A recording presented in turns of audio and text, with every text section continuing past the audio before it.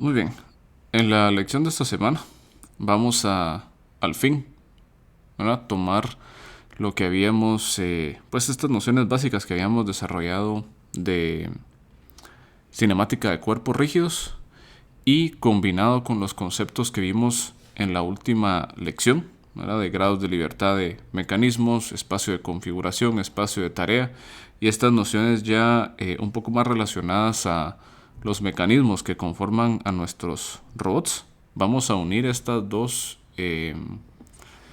así que estos dos conjuntos de conceptos para llegar al fin a lo que estábamos buscando.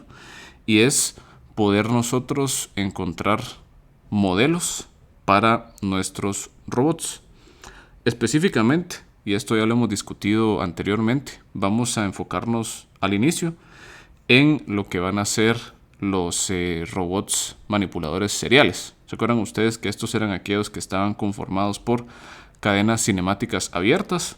Y la razón del por qué es porque, como recordarán ustedes en la lección anterior, mencionábamos que estos no tienen restricciones adicionales en el espacio de configuración.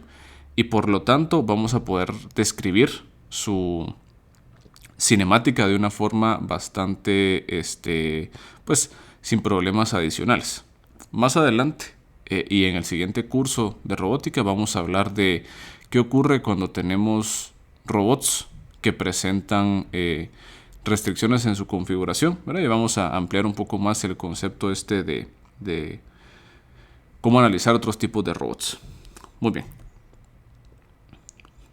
Bueno, entonces, bajo la definición de los espacios de configuración y tarea que trabajamos en la lección anterior, recordemos un poco, ¿verdad? Decíamos nosotros que nuestros robots, a pesar de ser sistemas de cuerpos rígidos, iban a presentar ciertas restricciones que iban a disminuir qué tanta libertad tenían de moverse esos cuerpos rígidos. Es decir, en lugar de tener cada cuerpo rígido por aparte y que presenta por lo menos 6 grados de libertad, piensen ustedes X, Y, Z, roll, pitch y yo, vamos a ver que la interconexión entre estos cuerpos rígidos o eslabones, mediante juntas, iba a generar que el sistema completo o el robot tuviese un número de grados de libertad mucho menor que lo que resultaba de combinar los grados de libertad de todos los cuerpos rígidos o eslabones por aparte. Vamos a parametrizar nosotros estos grados de libertad utilizando lo que se llama la configuración del robot. Y esta configuración es simplemente pues una parametrización que nos permite a nosotros ubicar todos los puntos del robot utilizando un número reducido de parámetros o coordenadas. Bueno, estas también se llaman, la configuración también recibe el nombre en la literatura de coordenadas generalizadas. Y para quienes están llevando el curso de sistemas de control 2, van a ver ustedes una relación directa con unos conceptos que hemos estado tratando también en ese curso. Muy bien. Entonces, el espacio que se forma al nosotros utilizar todas las configuraciones posibles del robot se conoce como el espacio de configuración o el espacio C. Y hablábamos que tenía una forma pues topológicamente interesante, ¿verdad? Que por ejemplo, para aquellos grados de libertad que eran circulares, estos espacios de configuración tenían forma como de toroides y pues presentaban ahí ciertas particularidades. Vamos a ver que en nuestro caso casi siempre por las restricciones físicas que van a tener las juntas, por ejemplo revolutas o prismáticas u otras juntas que vayamos a estar utilizando, casi siempre el espacio de configuración va a ser un subespacio de Rn por la forma en que estamos implementando esto. El espacio de tarea, ¿se acuerdan ustedes que era un espacio distinto que nos servía a nosotros pero para codificar la tarea a realizar por el manipulador? Entonces tenía que tener sentido con lo que se iba a hacer.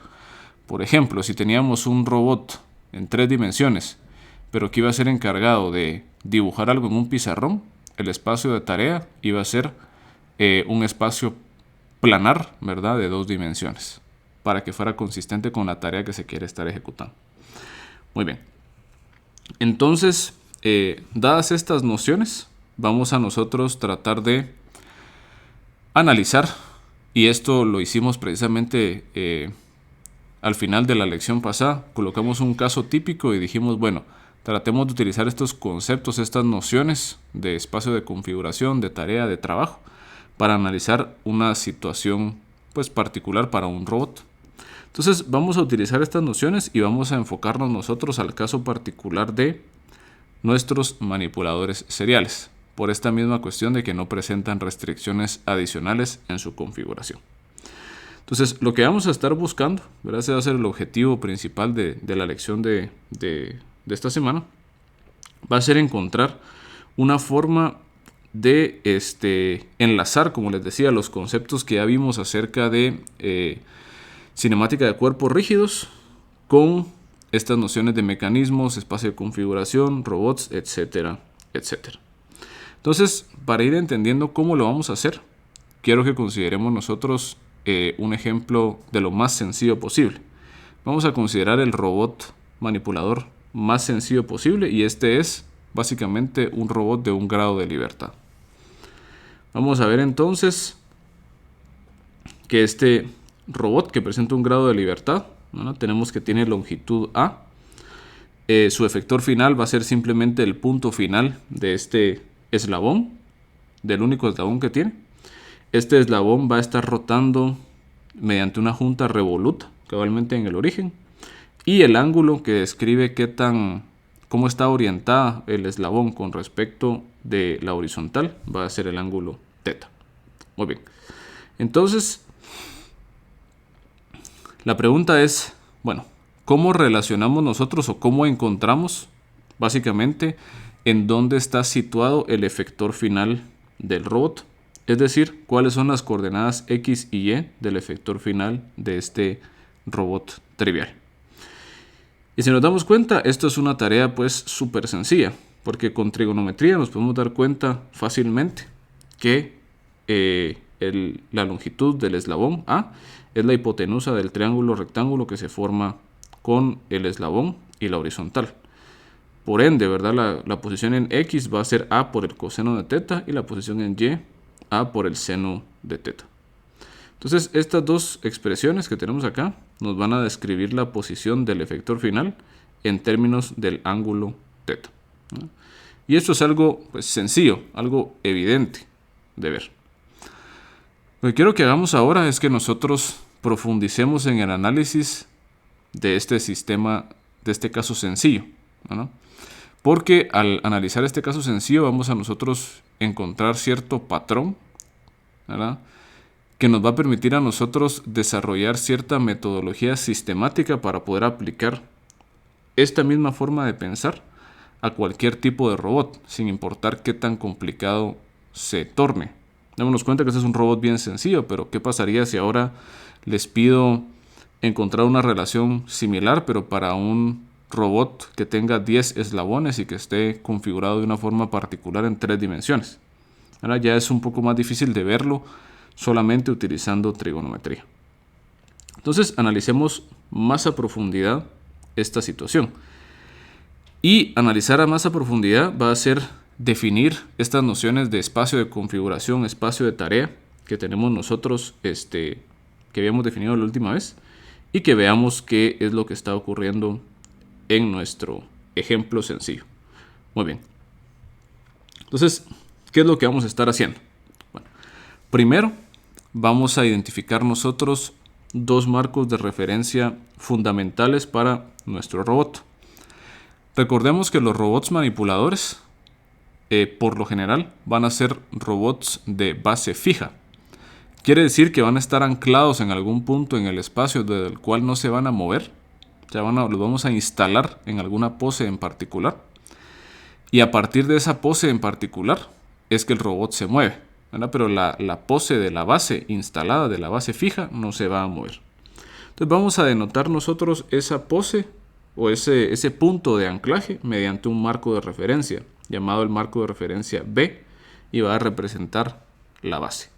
Sabemos nosotros que es un marco de referencia que se va a quedar fijo, sin importar en dónde esté instalado el robot. Va a ser un marco de referencia que no va a cambiar. Muy bien. ¿Cómo representamos entonces el movimiento del robot o las partes cambiantes del robot? Mediante otro marco de referencia. Este marco de referencia vamos a colocarlo nosotros de tal manera que esté alineado con el efector final. Entonces en este caso dijimos nosotros que el punto al final del eslabón XY iba a ser nuestro efector final. Por ende nosotros vamos a colocar un marco de referencia en ese punto. El marco de referencia del efector final se va a denotar por el marco E, ¿no? Y este ya denota la forma en que, o representa a la forma que se está moviendo el robot. Es decir, cuando el robot se está moviendo y está cambiando su configuración, el marco de referencia V se queda fijo porque es la base que está instalada en un punto específico en el espacio. Y solamente va a ir variando la pose del efector final. Bueno, ¿cuál va a ser el espacio de configuración? ¿Cuál es la configuración del robot? Bueno, si nos damos cuenta, este robot posee solamente un grado de libertad, ¿no? Que es el grado de libertad que le otorga la revoluta que tenemos acá.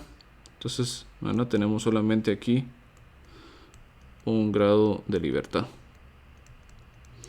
Entonces, tenemos nosotros un parámetro en la configuración.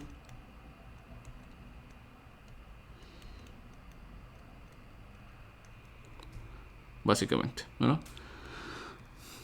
Mejor vamos a poner esto de este lado. Bueno, entonces tenemos un grado de libertad. Entonces, configuración de dimensión igual a 1, básicamente. Entonces, ¿cuál va a ser ese grado de libertad? Pues ese grado de libertad se ve representado por el ángulo θ, que nos representa a nosotros según la revoluta, dónde es que está o cómo es que está orientado nuestro robot. Entonces, nuestra configuración Q, el vector de configuración, es el escalar Q, que es igual a el ángulo, pues, θ. Y este ángulo que va a estar perteneciendo a este espacio, ¿verdad? Porque mi revoluta nos representa un movimiento circular. Sin embargo, si yo estableciera restricciones, esto estaría siendo básicamente, ¿verdad? La configuración estaría perteneciendo a R1, o bien el espacio de configuración sería R1, ¿verdad? Entonces esto sería para una revoluta con restricciones.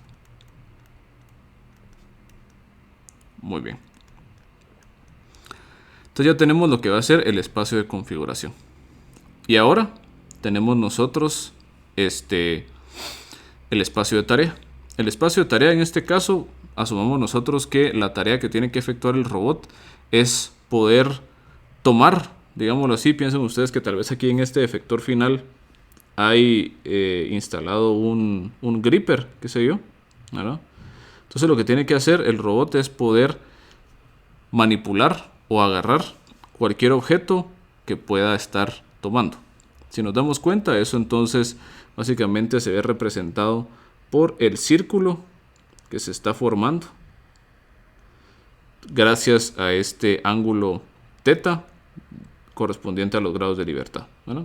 Entonces cualquier punto que esté sobre ese círculo nosotros lo vamos a poder tomar mediante el efector final. Entonces ya tenemos nosotros lo que es el espacio de configuración y lo que es el espacio de tarea. Bueno,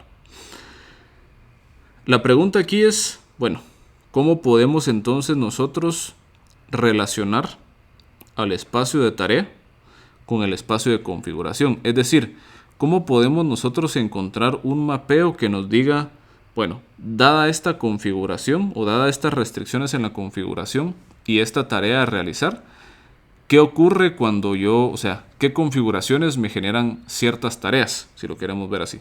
Es decir, si yo me pongo en esta configuración, entonces ¿qué tarea está ejecutando el robot? Entonces, ¿cómo podemos relacionar al espacio de tarea con el de configuración? Y lo que vamos a hacer es que vamos a reformular esta pregunta y vamos a preguntar realmente cómo podemos representar la pose del efector final con respecto de la base del robot. Bueno, ¿por qué estamos haciendo esa pregunta? Porque nos damos cuenta que el marco de referencia de la base se mantiene fijo. Quiere decir de que nosotros ese marco de referencia lo estamos colocando como un pivote que nos indica que nuestro robot es de base fija.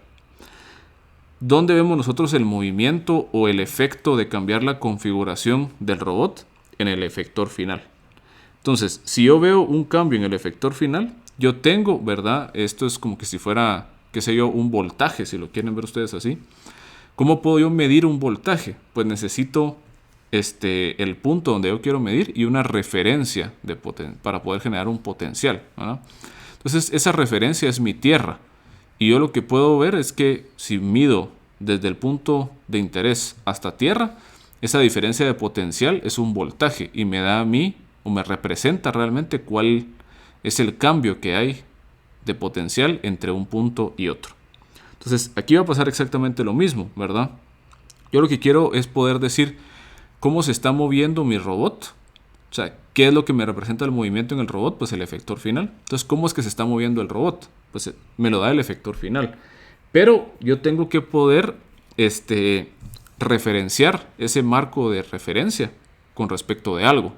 Y en este caso yo necesito algo fijo con lo cual yo pueda como que anclar esos movimientos. Ese marco de referencia fijo con respecto al cual vamos a nosotros anclar los movimientos va a ser el marco de referencia de la base. Entonces lo que queremos al final de cuentas es relacionar el marco del efector final con el marco de la base. Es decir, lo que estamos buscando nosotros es, pues, al final, el objeto,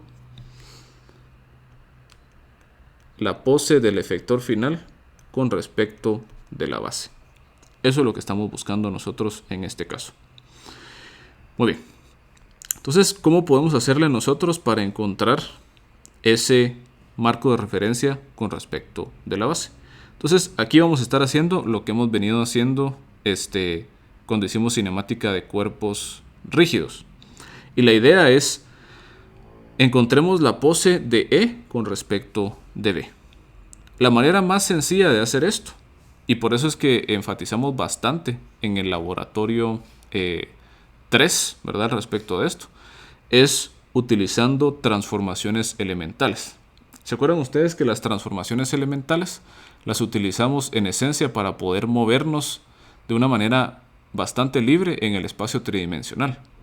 Siempre y cuando nosotros iniciemos en una pose y terminemos en la pose deseada, vamos a nosotros obtener esta matriz de transformación homogénea que me relaciona a mí las dos poses, ¿verdad? O podemos encontrar nosotros la pose deseada como una secuencia de transformaciones elementales que me hagan iniciar desde la primera pose y terminar hasta la segunda pose. Entonces, vamos a utilizar nosotros transformaciones elementales para poder llegar de B a E. Muy bien. ¿Qué vamos a hacer nosotros? Bueno, tratemos entonces de hacerlo. Bueno, primero nos damos cuenta que la diferencia entre B y E es el origen, si lo queremos ver así, ¿verdad? Tienen un origen diferente. Y además tienen también una distinta orientación. Entonces, lo que tenemos que hacer nosotros es hacer coincidir B y E en orientación y en posición. Muy bien. ¿Cómo lo hacemos? Bueno, y hay varias formas de hacerlo. La forma más fácil, y es la que se ilustra cabalmente aquí en esta diapositiva, es decir, bueno, yo lo que podría hacer es ser inteligente y ver que si yo hago una rotación de θ radianes, ¿verdad? En esta como que en esta, alrededor de este eje, ¿cuál sería el eje? Pues si nos damos cuenta es el eje Z positivo que tenemos nosotros como que apuntando hacia nuestro rostro, si lo quieren ver así, afuera de la pantalla. Ese sería el marco, ese sería el eje Z. Entonces yo voy a estar haciendo una rotación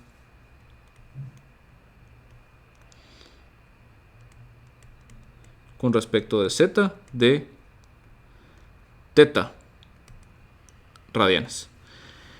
Al efectuar esa rotación, nos vamos a dar cuenta que ahora nuestro marco de referencia va a estar por acá. Vamos a llamarle a este marco de referencia un marco de referencia, qué sé yo, 1, solo para tener ahí algo de referencia. Bueno, ¿qué tenemos que hacer ahora? Pues ahora lo que tenemos que hacer es trasladar, ¿verdad?, nuestro marco de referencia 1 hasta que coincida con el marco de referencia E. Entonces, ¿qué tengo que hacer? Si nos damos cuenta, las coordenadas locales de este nuevo marco de referencia E1 tenemos nosotros que son X1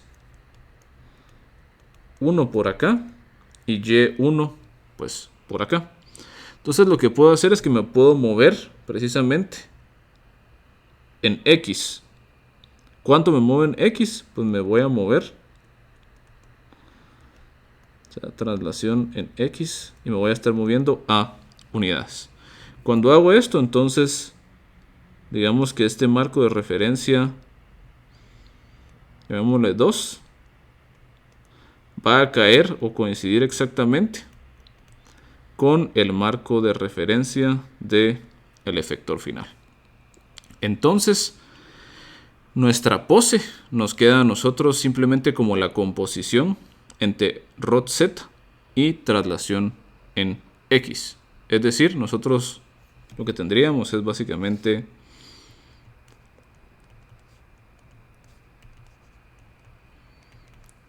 rod Z teta y traslación en X de A. Lo interesante es darnos cuenta de lo siguiente, y es precisamente lo que estamos nosotros evidenciando en esto que tenemos acá. Y es que este ángulo θ corresponde a la configuración, y si nos damos cuenta es un parámetro variable. La configuración puede variar en cualquier valor que esté adentro del espacio de configuración. Quiere decir de que si para para esta situación en particular θ es igual a 1, entonces mi rotación en z es de 1 radián. Pero si θ fuera igual a pi medios, pues mi rotación sería igual a pi medios radianes.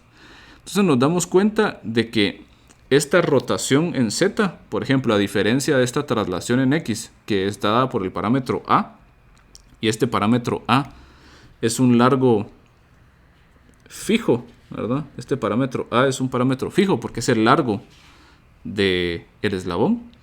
Ese parámetro θ puede cambiar.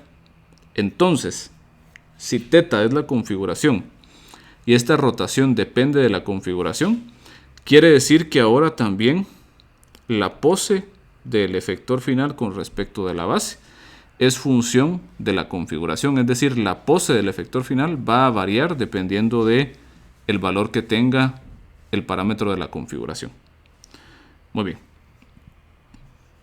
Desempacando estas dos matrices, sabemos nosotros que una rotación en Z es la rotación tradicional en 2D.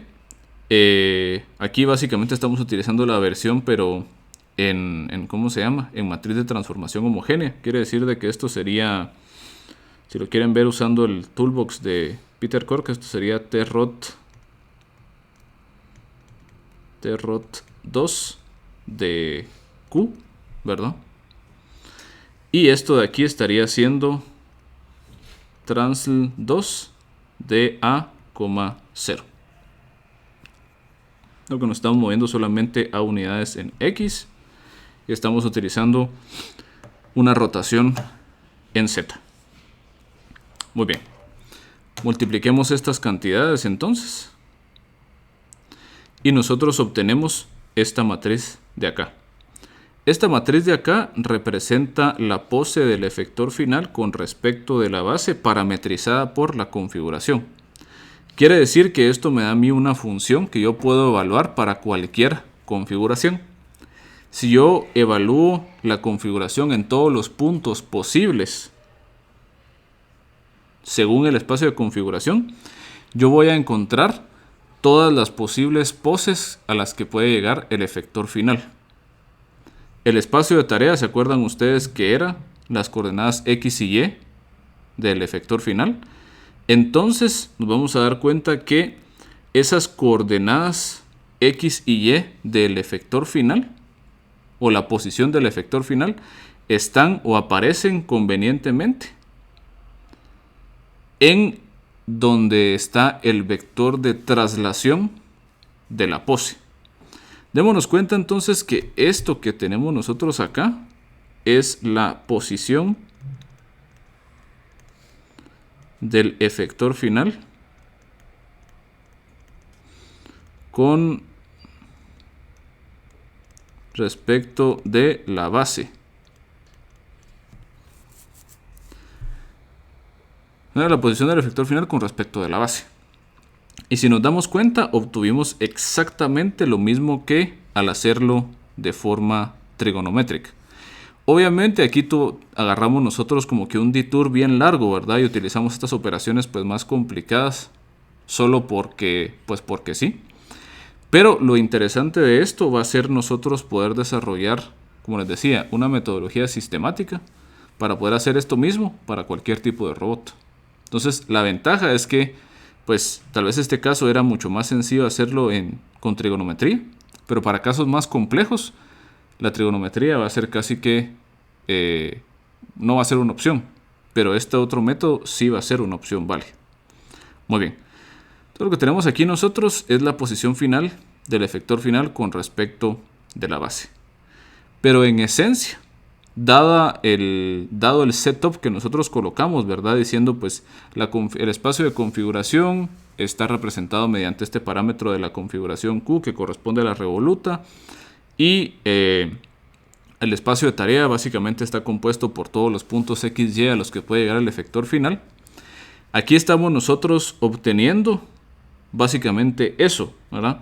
Esto me da a mí todos los puntos X y Y a los que puede llegar el efector final cuando nosotros vamos cambiando el valor de la configuración. ¿Cómo cambia la configuración? Pues según todos los valores que presente el espacio de configuración. Entonces, esto de acá realmente es un mapeo entre el espacio de configuración y el espacio de tarea del robot. En general, este mapeo va a recibir el nombre de cinemática directa. Y esto va a ser, en esencia, el modelo que estábamos buscando para nuestro robot. Ojo, este va a ser un modelo cinemático. Cinemático en el sentido de que nosotros colocamos el valor de la configuración y nos regresa a nosotros en donde, o sea, cómo está posicionado y cómo está orientado el efector final. Aquí no estamos hablando de cómo se genera ese movimiento, ¿verdad? Ni tampoco cómo cambia ese movimiento en el tiempo. Todavía no estamos hablando ni de velocidades, ni de aceleraciones o fuerzas, ¿verdad? Eso va a venir pues poco a poco. Pero esto por lo menos nos da a nosotros una forma clara de poder decir, bueno, si yo tengo estos parámetros en la configuración, ¿cómo hago yo? O sea, si yo tengo esta configuración o coloco estos ángulos en mis motores, coloco estos ángulos, por ejemplo, en mis servos, ¿en dónde va a terminar el efector final? ¿Verdad? Entonces nos da un modelo, ¿verdad? De que a estos ángulos en los motores o a estos ángulos en las revolutas, yo obtengo esta pose de efector final. Muy bien. Entonces, formalizando esta noción, tenemos nosotros lo siguiente. Y decimos entonces que el mapeo K, caligráfica, que toma el espacio de configuración y lo mapea al espacio de tarea. El espacio de configuración, vamos a decir nosotros que es básicamente un subespacio de Rn, obviamente asumiendo restricciones en las juntas, ¿verdad? Y el espacio de tarea va a ser por lo general un subespacio del grupo especial euclidiano 3, que se acuerdan ustedes que corresponde a todas las matrices de transformación homogénea posibles, ¿verdad? Básicamente es lo que estamos diciendo nosotros aquí, ¿verdad? O sea, este grupo S de 3 corresponde a todas las matrices de transformación homogénea posibles. Muy bien. Entonces, ¿verdad? ¿Y por qué va a ser un subespacio? ¿Por qué va a ser un subconjunto, ¿verdad? O un subespacio de todas las matrices de transformación homogénea. Porque vamos a nosotros seleccionar la información que nos interese a conveniencia. Por ejemplo, si yo tengo un robot que está, para ponerles un ejemplo, un robot, ¿verdad? Un brazo manipulador robótico que en 3 dimensiones, que va a dibujar algo en un pizarrón, obviamente a mí no me sirve tomar la posición y la orientación del efector final, sino que solamente la posición. Sin embargo, si es un robot que tiene que tomar una pieza, es un robot, digamos, que está trabajando con una tarea de pick and place y tiene que colocar componentes en una placa, en una PCB, para luego pasarlos al horno de soldadura. Obviamente no solo tiene que tomar la pieza, sino que también la tiene que orientar tal que case cabal con el footprint del componente en la PCB. Entonces, para ese caso nos va a interesar tanto en la tarea la posición de la pieza como la orientación de la pieza. Entonces ya estaríamos tomando nosotros toda la pose del efector final. Entonces vamos a ir nosotros tomando solo lo que nos interese, ¿verdad?, de la pose del efector final. Por eso es que es un subespacio o un subconjunto de todas las poses posibles del efector final. Otra cosa interesante es que vamos a ver nosotros que esta pose o este objeto, ¿verdad?, que es la pose del efector final con respecto de la base, parametrizada por la configuración, contiene la información del efector final. Es decir, si nosotros agarramos y segmentamos esa matriz de transformación homogénea como lo hacemos típicamente, nos vamos a dar cuenta que el vector de traslación corresponde pero a la posición del efector final con respecto de la base parametrizada mediante la configuración. Quiere decir, esta cantidad va a ir variando o nos va a ir dando a nosotros la posición del efector final conforme nosotros vamos cambiando el valor de la configuración. Mientras que para el lado de la matriz de rotación, ¿verdad?, la matriz de rotación va a estar representando la orientación del efector final con respecto de la base, que va a ir cambiando según cambiemos nosotros la configuración, ¿verdad? Entonces, este mapeo o esta función K se conoce como la cinemática directa del manipulador. Y lo que está haciendo es que nos está diciendo a nosotros básicamente qué tarea se está ejecutando dada cierta configuración, básicamente. Muy bien. Podemos nosotros todavía ser un poco más generales. Y esto lo vamos a ir viendo en algunos ejemplos más adelante en el curso. Podemos nosotros todavía ser más generales. Sí, y extender la noción de cinemática directa para tomar en consideración 2 poses adicionales.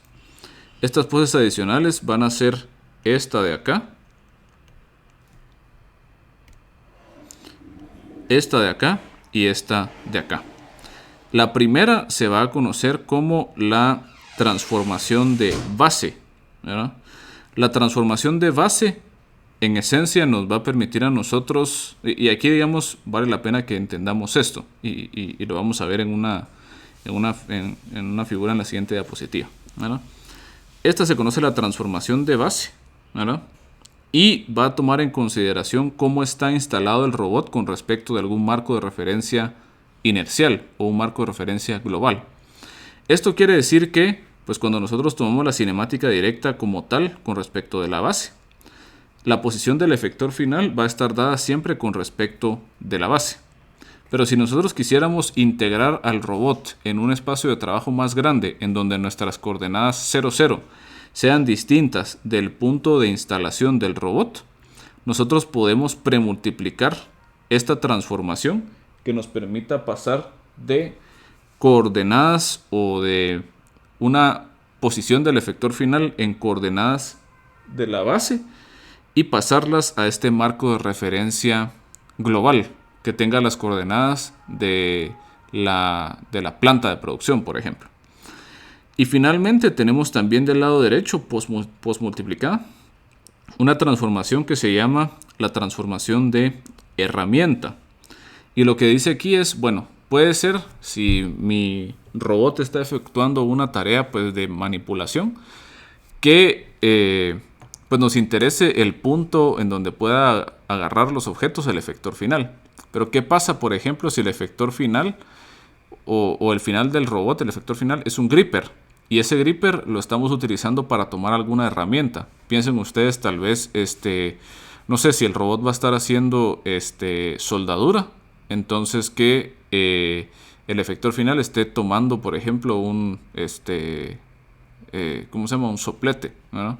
O si va a estar como que siendo un robot que pinte, por ejemplo, las puertas o las piezas de un automóvil en una planta de producción de automóviles. Probablemente lo que nos interese es hacer que el gripper esté manipulando un atomizador, por ejemplo, en donde esté saliendo la pintura. Entonces, el modelo podría servirnos que en lugar de estar mapeando a el efector final, nos interese más, pero mapearlo a la punta de la herramienta que vamos a estar utilizando. Porque nos interesa, bueno, si yo coloco esta configuración, ¿en dónde va a estar la punta de la herramienta que vamos a estar utilizando? ¿Verdad? Bueno, esto lo podemos ver más claramente en esta imagen, ¿verdad? En el lado izquierdo tenemos nosotros el caso de la transformación de base. Entonces, precisamente, vean ustedes este ejemplo en donde estos brazos robóticos, tenemos dos brazos robóticos y están instalados como que al revés, ¿verdad? Entonces, obviamente, si yo solo considero la pose del efector final con respecto de la base, mis coordenadas van a estar como que al revés, con las coordenadas globales, por ejemplo, del piso de la fábrica, ¿verdad? O de la línea de producción. Entonces, podría valer la pena, inclusive para poder sincronizar las tareas de estos dos brazos, ¿verdad? Como para que si yo les digo, bueno, este brazo tiene que estar en la posición 030 y el otro en la 020, que sepan que es, pero una posición global. Entonces esa transformación de base nos sirve precisamente para poder relacionar las coordenadas locales de cada uno de los robots con un set de coordenadas globales. Por el otro lado, aquí en el lado derecho tenemos nosotros precisamente un manipulador que en su efector final, que es este que tenemos aquí en el marco de referencia E, tiene instalada una herramienta y la herramienta es la que va a estar efectuando la tarea como tal. Entonces de nada nos serviría a nosotros mapear al efector final porque no nos interesa ejecutar la tarea directamente en el efector final, sino que en la herramienta que está instalada en el efector final. Entonces aquí vale la pena también pues colocar una transformación que nos permita desfasar las coordenadas del efector final, pero a esta punta de la herramienta.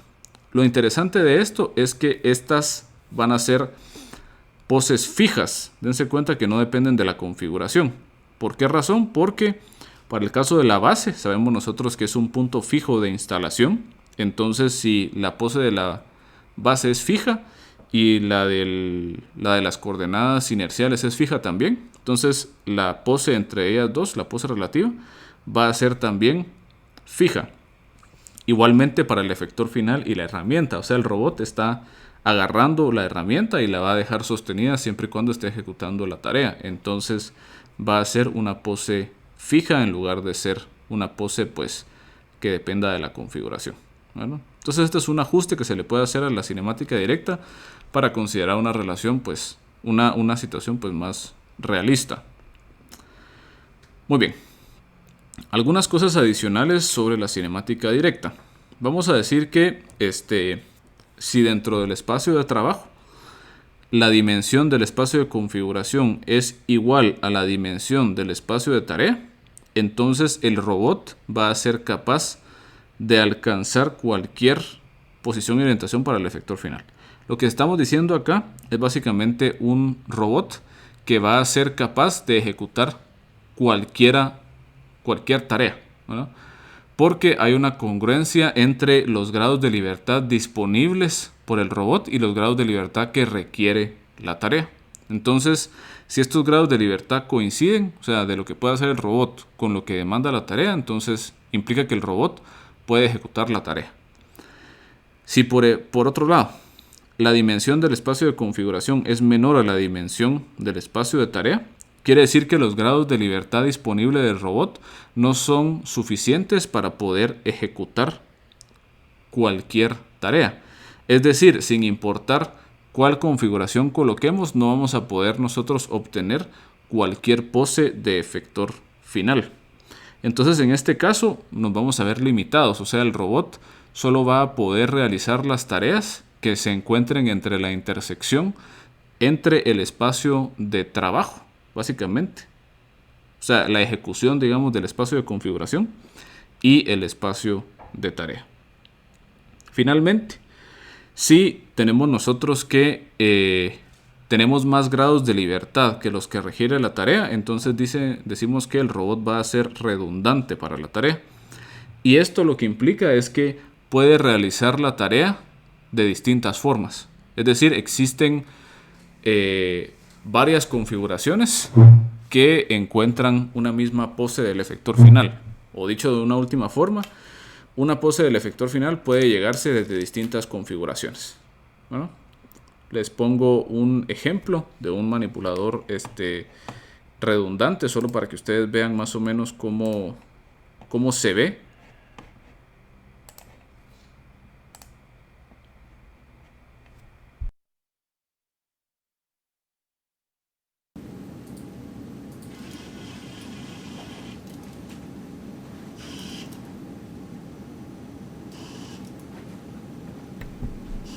Dense cuenta que ahí el efector final no cambió de posición, ¿verdad? Se queda como que fijo en el espacio.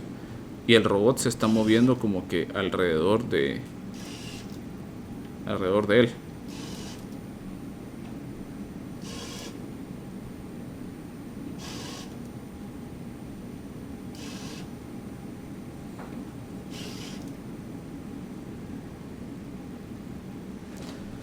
Este es lo que, si ustedes han visto algunos de los videos de Spot, de Boston Dynamics, hay veces en donde se queda fijo el manipulador y se mueve todo el robot alrededor de ese manipulador. Entonces ese es ese efecto, ese como ellos le llaman ahí el modo de cabeza de gallina, porque estabiliza un punto, ¿verdad? Entonces lo que pasa ahí es que básicamente el efector final se queda en la misma posición, ¿verdad? Y todo el robot se reconfigura alrededor de esa posición. Quiere decir de que una pose del efector final tiene múltiples configuraciones que lo producen, ¿verdad? Esa es como que lo que nos dice a nosotros este tipo de robots redundantes, ¿verdad? Muy bien. Compliquemos ahora un poco más la situación y analicemos un robot, pero ahora de 2 grados de libertad. Sigue siendo un manipulador planar, en el sentido de que no tenemos ningún movimiento en Z, si lo quieren ver ustedes así. Pero ahora tenemos 2 grados de libertad, tenemos 2 eslabones. Va. A pesar de que ya se puede resolver, a pesar de que se puede resolver utilizando trigonometría, va a ser mucho más fácil y rápido hacerlo utilizando nuestra metodología establecida. Muy bien. Si nosotros asumimos que Z positivo está viendo hacia afuera,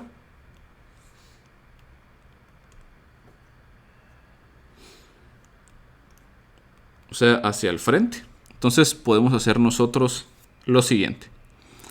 Ya tenemos hecha la parametrización según la configuración, ¿verdad? Entonces este ángulo de aquí es el parámetro Q1. Entonces, vamos nosotros llegando básicamente desde la base al efector final. Bueno, ¿cuál es la clave de acá? Pues la clave es nosotros definir un marco de referencia, o sea, siempre definir varios marcos de referencia como que intermediarios. Lo que se recomienda es como que ir colocando marcos de referencia en cada una de las juntas, ¿verdad? Entonces aquí esto se recomienda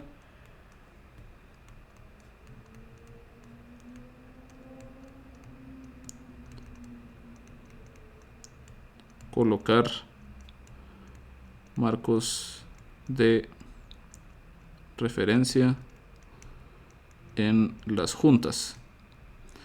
Estos van a ser marcos de referencia intermediarios, ¿verdad? O sea, que nos hagan llegar desde B hasta E. Entonces, vayamos trabajando. Nos damos cuenta de que aquí podemos hacer lo mismo que hicimos en el ejemplo anterior y hacer una rotación de Q1, utilizar, digamos, rotación en Z de Q1 para obtener el marco de referencia 1. Bueno, luego para obtener el marco de referencia 2, básicamente el que va a estar colocado precisamente acá, tal que coincida con este marco de referencia en la junta. Marco de referencia 2. Vamos a hacer un movimiento de traslación en X por A1, ¿verdad? Porque ya vimos que coincide el eje X1 con el eje X2. Muy bien. Entonces ahora ya estamos en el marco de referencia 2.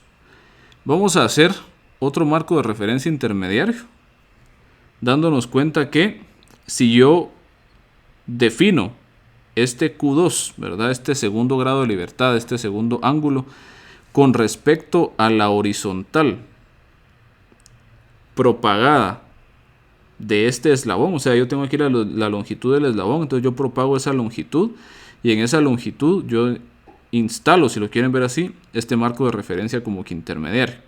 Entonces, si yo defino el ángulo relativo con respecto, o sea, el ángulo relativo del eslabón 2 con respecto del eslabón 1, yo me puedo mover de la siguiente forma. Puedo venir y hacer una rotación, otra vez en Z, pero ahora de Q2, para obtener el siguiente marco de referencia. Este va a ser el marco de referencia 3, ¿verdad? Tiene aquí X3, Y3. Y si nos damos cuenta, este marco de referencia coincide en X con la coordenada X del efector final. Entonces, ¿qué hacemos? Pues vamos a movernos, ¿verdad? Vamos a trasladarnos hacia acá, igualmente, solo que ahora a 2 unidades. Y llegamos precisamente a el efector final. Entonces, ¿verdad? Nuestra pose del efector final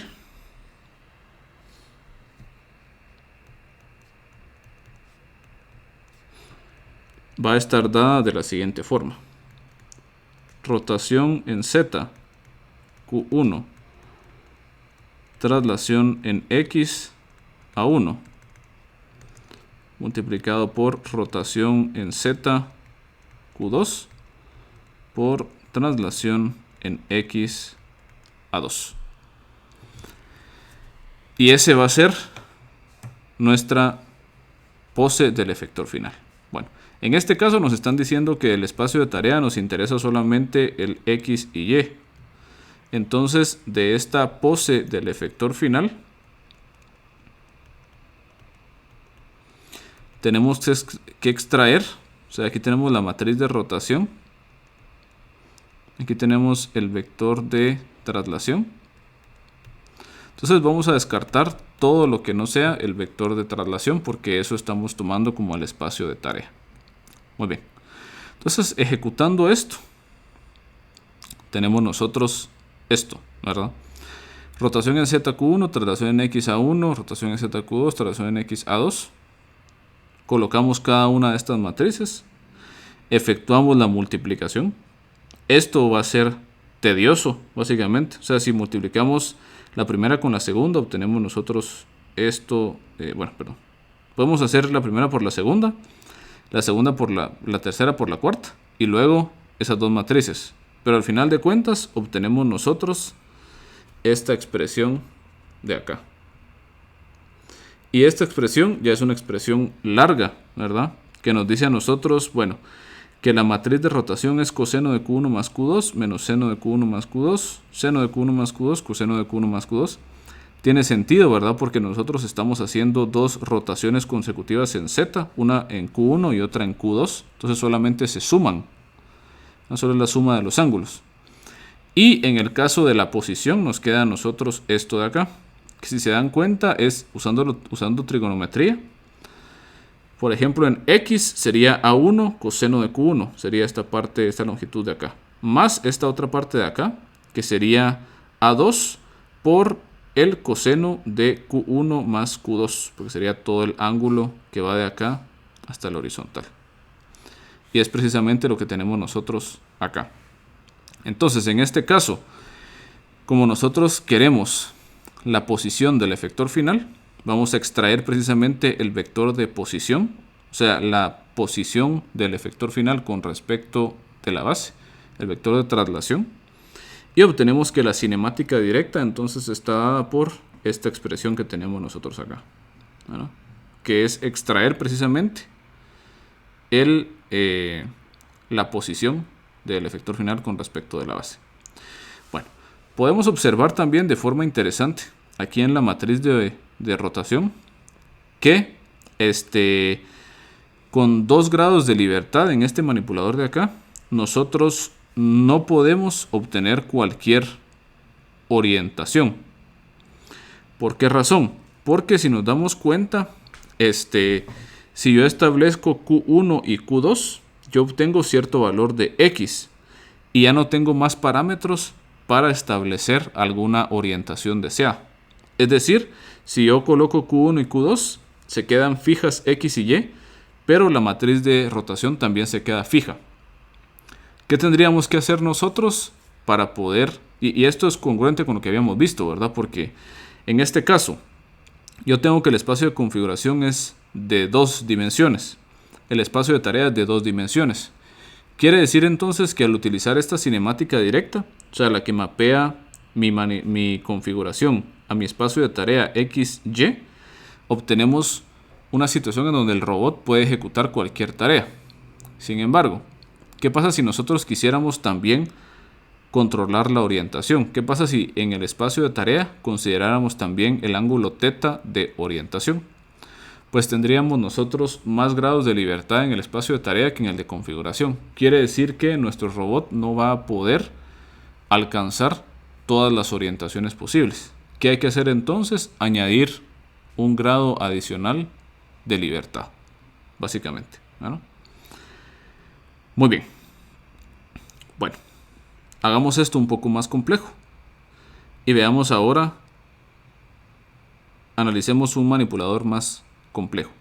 Este manipulador se conoce como el manipulador SCARA o el manipulador de Stanford, ¿verdad? Porque ahí fue donde se desarrolló.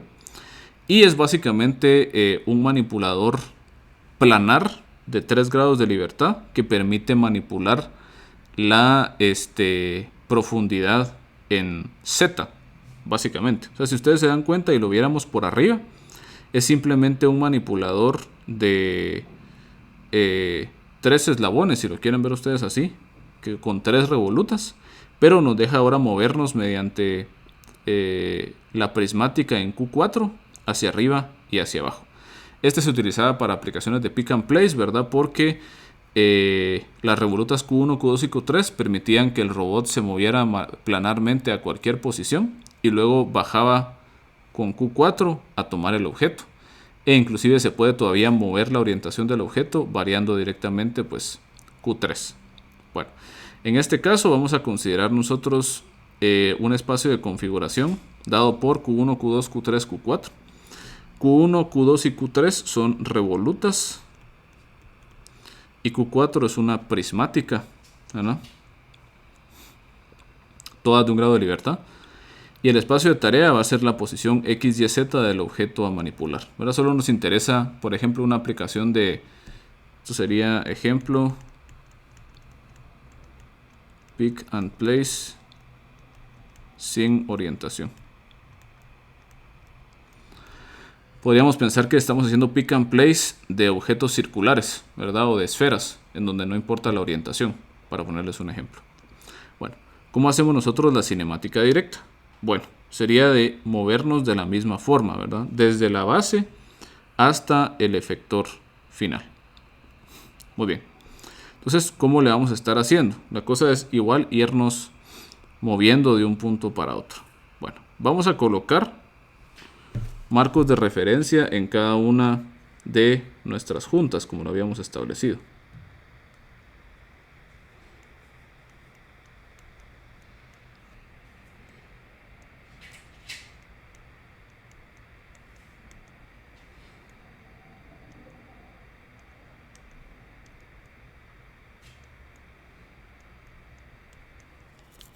¿Verdad?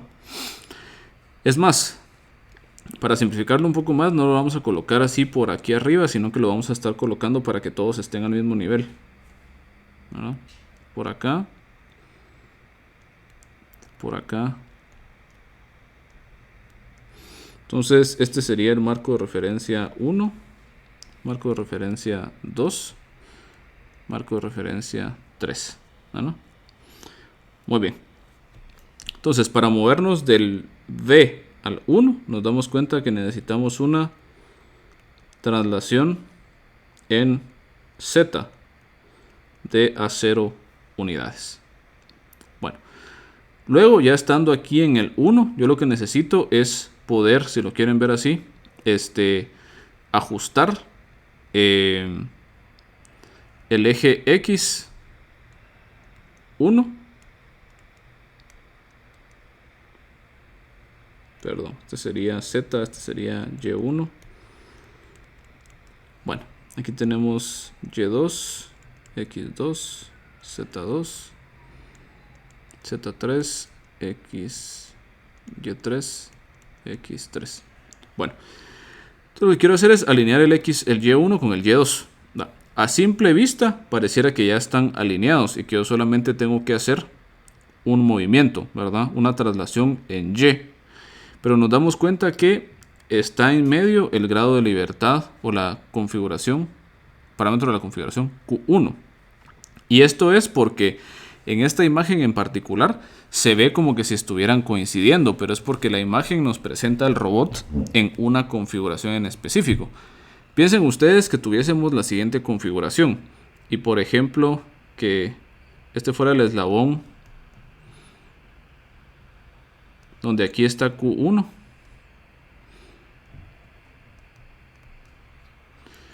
y por ejemplo que Q2 esté pero por acá.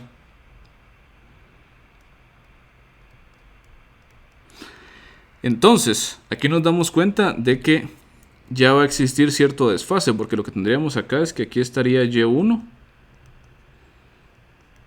X1, y aquí estaría Y2,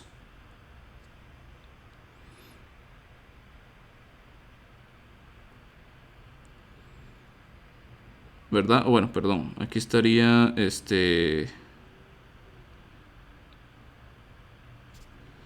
vamos a colocar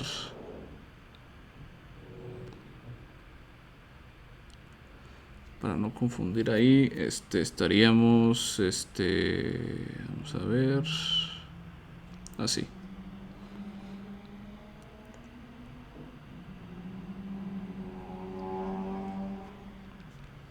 Estaríamos cabalmente pues por acá y por acá Y2 y aquí sería X2.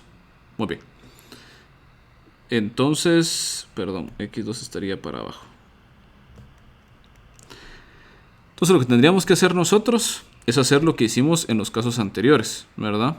Estaríamos nosotros definiendo un marco de referencia como que auxiliar que estuviera colocado como que por acá y por acá, que me permitiera moverme de acá hacia acá y luego rotar para hacerme coincidir con Y2, ¿no? Entonces eso es lo que tenemos que observar, porque lo que habría que hacer entonces para llegar de acá hacia, o sea, desde el 1 hasta el 2, habría que hacer primero una rotación de Q1, rot Z Q1, y luego hacer una traslación en Y, que sería traslación en Y de A1. Y ahí llegamos nosotros a el marco de referencia 2. Para pasar del 2 a 3 va a ser algo similar. Rotación en Z de Q2 y luego traslación en Y de A2. Bueno, para llegar ahora del 3 al 4, igual, ¿verdad? Tengo que hacer una rotación primero en Z de Q3 y luego ya no tengo que moverme en Y3, sino que tengo que bajar, ¿verdad? En Z3. Entonces estaríamos haciendo nosotros una traslación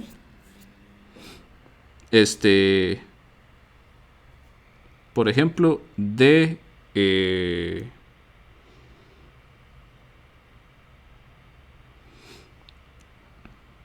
y aquí estaríamos haciendo una traslación, por ejemplo, bueno, si queremos dejémoslo, ¿cómo le hacemos aquí? Sí, estaremos haciendo una traslación, por ejemplo, de en Z, básicamente de menos A0 más Q4, porque Q4 es una prismática y está subiendo. Y finalmente, estando aquí en el efector final, bueno, o sea, estando aquí ya para el último movimiento, me dice a mí que tengo que hacer una traslación en Z de Q4 hacia arriba, ¿no? Bueno, entonces, haciendo todo esto, nos damos cuenta que tenemos que, o encontramos esto que tenemos nosotros acá, ¿no? Aquí al final vamos a ver que se va a cancelar aquí ciertos valores y vamos a obtener básicamente solo una pues traslación en menos Q4, ¿no? Que es la que tenemos hacia aquí arriba. Pues diciendo básicamente, bueno, yo vengo hacia acá, o bajo Q4, ¿verdad? O sea, bajo A0, regreso para arriba a los Q4, por ejemplo. Y sí, bueno, básicamente es lo que estamos haciendo aquí. Creo que esta de acá estaríamos redundando. ¿No? Bueno, entonces tenemos nosotros esta secuencia de transformaciones que tenemos nosotros acá. Va. Acá el problema que tenemos es que cada una de estas matrices ya es una matriz de 4×4. Entonces estaríamos involucrando nosotros una multiplicación de 1, 2, 3, 4, 5, 6, 7 matrices de 4×4. Entonces eso ya se va a volver bastante tedioso, ¿no? Bastante complicado. Entonces el problema de eso va a ser que hacerlo a mano va a ser, se puede hacer, ¿no? Porque lo pueden tratar de hacer, pero realmente va a ser algo extremadamente complicado para un robot manipulador que ni siquiera es muy complejo. O sea, los manipuladores SCARA son de los más sencillos que hay. Entonces no tiene mucho sentido que vayamos a invertir demasiado tiempo haciendo un montón de cálculos complicados. Entonces, ¿qué es lo que vamos a estar haciendo? Vamos a acudir precisamente a lo que nosotros justificamos desde el inicio de la clase, del curso, que es MATLAB, ¿no? O sea, ya los robots reales, ya para casos reales de robots, vamos a ver que va a ser tan tedioso sacar a mano las ecuaciones porque son demasiado grandes, que lo vamos a estar haciendo nosotros en MATLAB. Entonces pasémonos en MATLAB y veamos cómo se va a ver esto de acá. Entonces aquí tenemos nosotros este ejemplo SCARA y les voy a colocar dos formas posibles para poderlo hacer. Ambas formas utilizando el toolbox de Peter Cork. La primera forma es definiendo la configuración del robot utilizando variables simbólicas. Entonces utilizamos el comando sims, los 4 parámetros de la configuración. Establecemos cuáles son las dimensiones del robot. Esto en este caso lo dejé como dimensiones fijas porque sabemos tal vez cuáles son las dimensiones fijas. En caso que quisiéramos dejarlo también pues paramétrico, solo las colocamos aquí también en la definición de sims. Podemos formar nosotros entonces esta matriz utilizando básicamente una función simbólica en MATLAB y hacer la composición de las transformaciones elementales a mano, ¿verdad? Que sería traslación en Z de A0, rotación en ZQ1, traslación en Y de A1, rotación en ZQ2, traslación en Y de A2, rotación en Z de Q3 y traslación en Z de menos Q4. O bien, también el toolbox de Peter Cork permite utilizar una función que se llama trchain. Y ustedes pueden definir ahí, por ejemplo, rotación en Z, perdón, traslación en Z a 0, rotación en Z Q1, traslación en Y a 1, rotación en Z Q2, y etcétera, etcétera. Bueno, corriendo ambas formas, obtenemos nosotros exactamente lo mismo. Esta sería nuestra cinemática directa usando, o la pose del efector final, ¿verdad? Utilizando la toolbox de matemática simbólica y la toolbox de robótica, ¿verdad? Dense cuenta que ahora ya es mucho más larga la expresión, ¿verdad? Para la pose del efector final. A nosotros nos va a interesar solamente esto último que está acá, porque es la posición del efector final, dado que eso fue lo que nosotros establecimos como el espacio de tarea. Bueno, básicamente. Y para el caso también de trchain, nos queda a nosotros exactamente lo mismo. Luego, como queríamos cabalmente el vector de traslación o la posición del efector final con respecto a la base, extraemos esa cantidad. Ahora aquí lo estamos haciendo mediante agarrar la matriz y sacamos la última columna, básicamente. Y encontramos nosotros que esta es la posición del efector final. Démonos cuenta que cabal la prismática coincide, ¿verdad? Que es 1 menos Q4, porque básicamente tenemos que A0 es 1, ¿verdad? Y el Q4 también está para arriba, entonces la posición cabal de la prismática va a ser A0 menos Q4. Claro que habíamos establecido aquí, ¿verdad? Eso es lo que aquí está al revés. ¿No? A0 menos Q4. Muy bien. Entonces, esto es lo que nos aparece pues a nosotros, pues, de esta manera, pues acá. Muy bien. Bueno. Nos vamos a dar cuenta que va a ser necesario que nosotros establezcamos cierta estandarización. Porque digamos que las transformaciones elementales tienen la ventaja de que son extremadamente flexibles, pero tienen la desventaja de que son infinitas. Es decir, siempre y cuando yo tenga una secuencia de transformaciones que me haga llegar desde la base hasta el efector final, yo tengo que eso es válido según la cinemática directa. Es decir, yo podría agarrar, moverme hacia arriba, rotar Q1, luego rotar Q2, luego derrotar Q2, derrotar Q1, luego volver a rotar Q1, rotar Q2.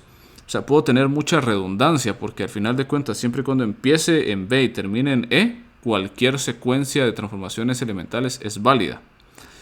Esto, como les digo, es bueno porque es flexible, pero también nos da problemas en cuestiones de estandarización, porque yo les puedo decir, bueno, ¿cuál es el modelo del robot? Y es una respuesta distinta por cada persona. Entonces, debido a para solucionar esa posible confusión, se desarrolló, ¿verdad? O se estableció, se inventó la convención de Dennavit-Hartenberg, se llama esto. Entonces, lo que pasó es que se dieron cuenta, ¿verdad? De que va a haber cierta como que estructura o cierta secuencia que se repite, ¿verdad? Cierta secuencia de movimientos que se va a repetir para cada cierto tipo de junta. ¿A qué nos referimos con esto? Nos damos cuenta que las primeras 3 juntas son juntas revolutas y tienen una estructura similar. Traslación en Z, rotación. Por ejemplo, traslación, rotación. Luego traslación, rotación. Traslación, rotación. Traslación. ¿Verdad? O sea, todas empiezan con una traslación, terminan con una rotación. Y casi todas a veces son inclusive rotaciones en el mismo eje, alrededor del mismo eje. Y traslaciones también en el mismo eje. Entonces, al hacer esta observación, ¿verdad? Lo que propone la convención de Dennavit-Hartenberg es decir, bueno, establezcamos, o sea, si yo sé que esos movimientos se repiten, ¿verdad? Yo sé que existen infinitas soluciones por el uso de transformaciones elementales, pues establezcamos una única secuencia como válida y que esa secuencia sea nuestra secuencia estándar. Bueno, entonces lo que dice es que entonces presenta una forma general para describir una secuencia articulada de juntas utilizando solamente 4 parámetros. Y de esta forma vamos a estandarizar nosotros la forma de calcular la cinemática directa sin importar cuál sea el manipulador serial. Lo que vamos a ver entonces es que nosotros vamos a poder estandarizar y vamos a poder decir, bueno, este robot es tal robot porque tiene esta configuración de Denavit-Hartenberg, ¿verdad? O tiene estos parámetros de Denavit-Hartenberg. Es decir, si yo vengo y les digo, bueno, ¿cuál es el modelo del robot? Ustedes me van a dar los parámetros de Denavit-Hartenberg, básicamente, ¿verdad? Entonces es básicamente una convención, ¿verdad? Una estandarización de cómo presentar nosotros o qué tipos de movimientos van a estar permitidos para encontrar la cinemática directa de manipuladores seriales. Bueno, entonces, ¿cuál es esta convención? Nos dice a nosotros lo siguiente, o asume lo siguiente. Primero, y dice, ¿verdad? Asume lo siguiente para manipuladores seriales, o sea que esto es para manipuladores seriales. Nos dice a nosotros que cada junta está unida por medio de un eslabón a una junta previa. Es decir, están unidos eslabones con eslabones mediante juntas. Todos los eslabones son rígidos y solamente las juntas pueden moverse. Las únicas juntas que vamos a permitir son o revolutas o prismáticas, ninguna otra. Las juntas más complejas, por ejemplo, juntas esféricas, juntas cilíndricas, juntas de Cardan, van a ser compuestas por estas juntas más simples, ¿verdad? Entonces vamos a utilizar solamente las juntas más sencillas, las juntas primitivas, ¿verdad? Que son revolutas o prismáticas, solo un grado de libertad rotacional o solo un grado de libertad lineal. Y si tenemos una junta más complicada, la encontramos como la combinación de varias de estas juntas sencillas. Cada junta conecta 2 eslabones. Esto es precisamente una condición de que la cadena sea una cadena cinemática serial. Si fuera una cadena cinemática paralela, puede ser que una junta una más de 2 eslabones. Entonces eso es lo que no se permite, ¿no? Cada eslabón conecta 2 juntas, exceptuando el primer y último eslabón. El primer eslabón es porque está conectado a la base y el segundo eslabón porque es el efector final, ¿verdad? El último eslabón es el efector final. El manipulador tiene n juntas y n más 1 eslabones. Muy bien. Entonces se define como la transformación entre junta y junta. Y por eso es que es importante definir esas poses intermediarias en cada una de las juntas, ¿verdad? Como lo vimos nosotros, por ejemplo, para este caso de acá, ¿verdad? Que hay una pose intermediaria para esta junta. Igual acá, ¿verdad? Que hay poses intermediarias entre las juntas. Entonces nos dice la transformación entre junta y junta está dada por, y nos presentan este diagrama que tenemos nosotros acá. Esto es complejo, ¿verdad? Y cuesta entenderlo porque espacialmente, casi siempre este dibujito que se da no se entiende muy bien, ¿no? Pero lo que nos dice a nosotros es lo siguiente. Cada transformación entre junta y junta, por ejemplo, la pose de la junta J-1 a la junta J, o sea, sería la matriz de transformación homogénea de J con respecto de J-1, se denomina la matriz AJ, la matriz de transformación homogénea AJ. Y esa está conformada por los siguientes 4 movimientos. Una rotación en Z de θJ, una traslación en Z de DJ, luego una traslación en X de AJ y una rotación en X de alfa J.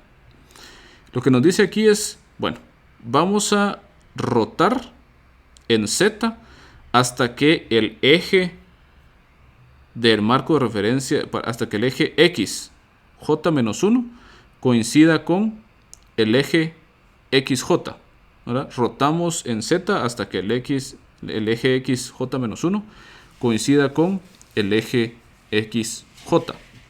Bueno, luego nos vamos a trasladar de IJ hasta que el eje XJ J-1 sea colineal con el eje XJ.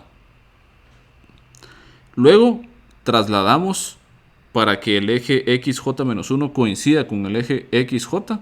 Trasladamos en X una distancia de AJ. Y finalmente rotamos alrededor de X para que el eje ZJ-1 coincida con el eje ZJ. Y partimos a la siguiente junta, ¿verdad? A partir de el eje ZJ para irnos a la J más 1. Es una secuencia de movimientos, ¿verdad?, que nos dice a nosotros cuál es el tipo de movimientos que está permitido para llegar de una junta a la otra junta. Estos parámetros, ¿verdad?, son 4 parámetros, se van a presentar en forma de una tabla. Esa tabla va a tener 4 columnas y un número de filas igual a el número de juntas que tenga el robot o el número de grados de libertad. Entonces, por ejemplo, si tenemos un robot de 2 grados de libertad, la matriz de Denavit-Hartenberg va a ser de 4 columnas y de 2 filas, básicamente. Muy bien. Nos dice entonces que para formar la pose del efector final vamos a hacer una multiplicatoria. Es decir, vamos a agarrar todas estas matrices AJ que representan las transformaciones intermediarias de pose a pose, empezando desde la primera junta, que sería la que está pues conectada al eslabón de la base, y terminando con la última junta que está conectada al eslabón del efector final. Multiplicamos todas esas matrices y nosotros encontramos entonces la pose del efector final. Otra cosa importante, y eso se ve, digamos, de esta forma, es que cada una de estas matrices va a tener asociado solamente un parámetro de la configuración. ¿A qué nos referimos con esto? Bueno, cada una de estas matrices AJ va a estar asociada a la junta de la cual estamos nosotros iniciando. Es decir, si la junta J-1 es una revoluta, entonces esta matriz AJ está asociada a esa junta revoluta. ¿Bueno? Entonces, cabalmente, en donde la parametrización de las AJ con respecto a los elementos de la configuración Q depende del tipo de junta. Bueno, entonces, como solo tenemos permitido 2 tipos de junta, revolutas o prismáticas, quiere decir que la configuración va a aparecer en la primera rotación para el caso de las revolutas y en la primera traslación para el caso de las prismáticas. Eso quiere decir que esta convención básicamente nos está estableciendo cómo es que giran las revolutas y cómo es que se mueven las prismáticas. Dicho de otra forma, todas las revolutas rotan alrededor del eje Z positivo, sin excepción. Eso nos dice Denavit-Hartenberg, ¿verdad? Todas las revolutas, si vemos una revoluta, vamos a estar diciendo, bueno, esta revoluta está girando alrededor del eje Z positivo. Y todas las prismáticas se desplazan en el eje Z positivo. O sea, eso es lo que establece Denavit-Hartenberg. Y basado en eso, establece los movimientos que se van a utilizar para pasarnos de junta a junta, básicamente. Muy bien. ¿Cuál es la interpretación? Pues la interpretación es que cada matriz AJ realiza la siguiente secuencia de movimientos. Era lo que les decía, ¿verdad? Rotamos en Z hasta hacer coincidir X de J-1 con XJ en orientación. Trasladamos en Z hasta que XJ-1 y XJ sean colineales. Trasladamos en X hasta que coincidan los orígenes de los marcos de referencia. Y rotamos en X hasta que coincida ZJ-1 con ZJ. Nos dice que esta secuencia de transformaciones está garantizada en poder llegar de una junta a otra.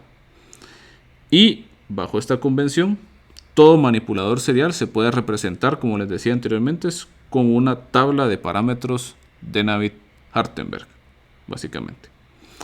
Bueno, quiero que hagamos un video, ¿no? Porque esto, como les digo, es un poco difícil de visualizarlo. Ahí sí que solamente al ojo. Es más fácil verlo animado en 3 dimensiones, ¿verdad? Y sí requiere un poco de costumbre para que ustedes vean estos movimientos. Entonces, este video está muy bueno en el sentido de que explica precisamente cuáles son esos movimientos. Dennevit-Hardenberg parameters allow you to succinctly describe the motion of a series of rigid joints. This is useful for efficient calculation of forward and inverse kinematics. The process begins by defining the z-axis, along the axis of rotation for revolute joints, or the axis of translation for prismatic joints. Since this is the first joint, the x-axis is a free choice. For later joints, each x-axis will point away from the previous joint. The y-axis simply completes the right-handed reference frame. Now if we add another joint, we can determine the transformation between them. As before, the z-axis points along the axis of rotation. The dH parameters will be derived from the common normal between these z-axes. The common normal is orthogonal to both vectors, and is also the shortest line between them. The new x-axis points along the common normal, and has its origin at the intersection with the new z-axis. Notice the origin is not within the physical actuator, because the dH parameters are only concerned with the motion of the links, not the physical placement of components. Using this protocol for laying out the reference frames, only 4 parameters are needed.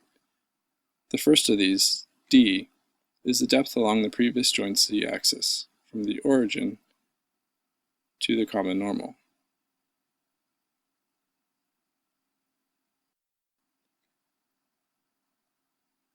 Theta rotates about the previous z-axis to align the x-axes. R is the length of the common normal itself. Most texts call this parameter A, which is unfortunately easy to confuse with alpha. Instead, calling it R is a useful mnemonic, as this is also the radius of revolution for the new origin about the previous z.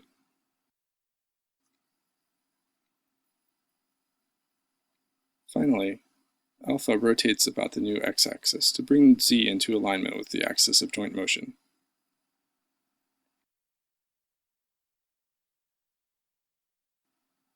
Now there's one special case, when the z-axes are parallel. Because parallel lines have an infinite number of common normals, you can choose any d value you like in order to place the new origin at a convenient location, such as the center of a link or the tip of an end effector. The other parameters are the same as before. Theta rotates about z to align the x-axis with the normal, and r translates out along the normal to reach the new origin. Alpha is already known to be 0 in this case, since the z-axes must be parallel for this to apply, thus no rotation is needed. Congratulations, that's all there is to it.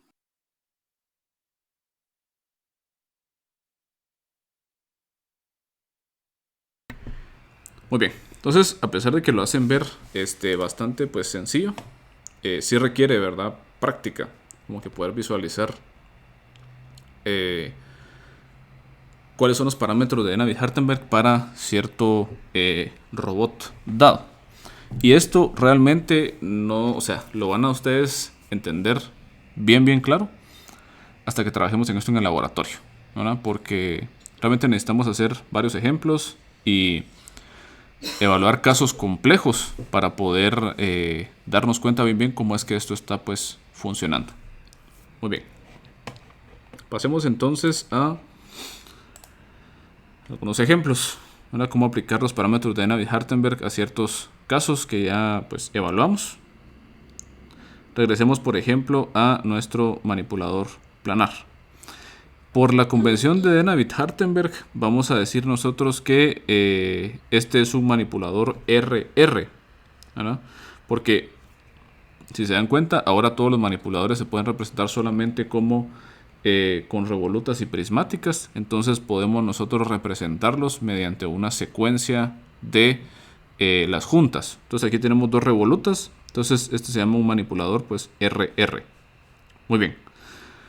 ¿Cuáles van a ser los parámetros de Dennevit-Hardenberg? En este caso nos dice que tenemos nosotros Q1 y Q2 en θj, ¿verdad? Que acordémonos, si le damos nombre a cada uno, este sería rotación alrededor de z, este es traslación en z, esta es traslación en X y esta es una rotación en X. Muy bien. Entonces en este caso, digamos que tenemos nosotros esta tabla de parámetros de Navier-Hartenberg. Bueno, nos damos cuenta de que como estas dos son juntas revolutas, automáticamente, al saber que esta es una revoluta, yo voy a colocar mi parámetro en donde está la columna de θj, porque es una revoluta. O sea, ya por definición, así vamos a definir nosotros de Navier-Hartenberg. Bueno, la segunda revoluta también colocamos el parámetro en la primera casilla, en la primera columna, porque eso es lo que nos dice de Navier-Hartenberg por convención. Sabemos entonces que cada una de las filas tiene asociada una matriz, A1 en este caso y A2 en este caso. A1 va a estar parametrizada por Q1 y esta por Q2. O sea, cada matriz está asociada a cada revoluta. Muy bien, entonces veamos qué es lo que nos está diciendo esta tabla. Tratemos de seguir la secuencia y veamos hacia dónde nos lleva. Bueno, primero nos dice a nosotros, rotación alrededor de Z de Q1. Acordémonos que Z está positivo hacia afuera. Entonces, rotación en Z de Q1, hacemos este movimiento hacia acá. Luego, traslación en Z de DJ es 0, ¿verdad? Porque no vamos a sacar el marco de referencia de la pantalla. Y luego nos dice traslación en X de A1. Entonces traslación en X de A1 y llegamos nosotros a este punto de acá. Nos dice rotación en Z igual a 0, porque no tenemos que rotar alrededor de Z. Sería como que doblar al robot para que esté saliendo afuera de la pantalla, lo cual no es el caso. Entonces esto vale 0. Luego, ¿qué nos dice? La siguiente fila. Rotación en Z de Q2. Entonces rotamos en Z Q2 para obtener nosotros este marco de referencia que tenemos acá. 0 en DJ, o sea, no nos salimos de la pantalla. A2 para acá. Y llegamos acá. AJ, ¿verdad? 0 porque no vamos a doblar, ¿verdad? El efector final. Y llegamos al efector final. Entonces, si nos damos cuenta, estamos haciendo aquí exactamente lo mismo que en el ejemplo anterior, solo que ahora bajo la estandarización de Navier-Hartenberg. Y la ventaja es que ahora esta tabla de Navier-Hartenberg es una tabla universal, en el sentido de que quien quiera que lea esta tabla va a entender qué tipo de robot es el que estamos nosotros describiendo, sin tener que trabajar la cinemática directa de forma... tratar de ahí sí que descifrar cuál fue la secuencia de transformaciones elementales que se utilizaron, ¿no? Entonces es estandarizado. Entonces se hace la multiplicación de estas matrices. Ahí es donde se hace tedioso el asunto, ¿no? Entonces tenemos nosotros ahí la matriz A1 es rotación en ZQ1, traslación en Z de 0, traslación en X A1, rotación en Z en X de 0. Tenemos la ventaja de que aquí hay dos matrices que son la identidad, pero igual hay que multiplicar dos matrices de 4×4. Para la segunda matriz, igual, tenemos nosotros dos matrices que son la identidad, pero multiplicamos dos matrices de 4×4.